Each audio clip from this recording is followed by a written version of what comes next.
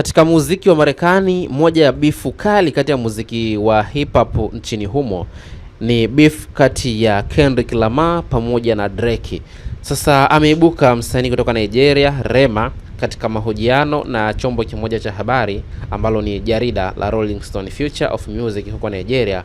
Mwimbaji wa muziki nchini humo Rema amesema kwamba anafurahi ushindani wa muziki, yani bifu hilo nilokutajia hapo awali, bifu ambalo linahusisha msanii Kendrick Lamar pamoja na Drake, lakini alimuonea huruma Drake ambaye amekuwa akiumizwa sana na kashfa. Hapa nikizungumzia ni zile habari za uongo ambazo amekuwa akitungiwa zaidi. Maneno ambayo aliyasema Rema na mnukuu kwenye jarida hilo, alisema kwamba naabudu shetani na kunywa damu za watu, mwisho wa kunukuu.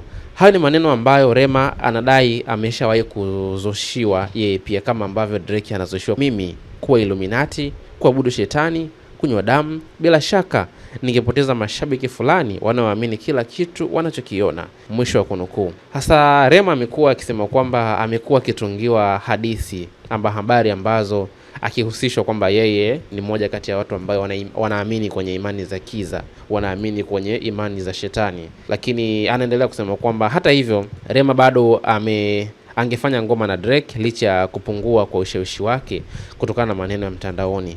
Aidha, Rema aliendelea kusema kwamba kupitia jarida hilo, hizo kashfa ambazo amekuwa akituhumiwa nazo za kwamba yeye ana imani kwenye nguvu za giza zimempunguzia kwa kiasi kikubwa sana mashabiki ambao wamekuwa wakimwamini, licha ya kwamba muziki wake umekuwa ukipendwa sana katika nchi ya Nigeria ama mipaka nje ya Nigeria. Na tunafahamu Rema ni mmoja kati ya wasanii ambao ni bora hasa kwa upande huu Afrika. Tulishuhudia katika tuzo za Trace Awards, mmoja wa wasanii ambao aliondoka na tuzo nyingi sana ni Rema. Yeye aliondoka na tuzo 3, na mmoja ya performance ambayo alifanya kwamba alifanya performance yake kwa dakika chache sana, dakika takriban 2 na sekunde kadhaa, ndo msanii ambaye alifanya vizuri pia kwenye tuzo za Trace Awards. Kitendo cha Rema kuzushiwa hizo taarifa za kwamba yeye anaamini kwenye nguvu za shetani, yeye amesema hapo kupitia Illuminati, kimempunguzia sana idadi kubwa ya mashabiki ambao wamekuwa wakimfuatilia kupitia muziki wake wa kule Nigeria.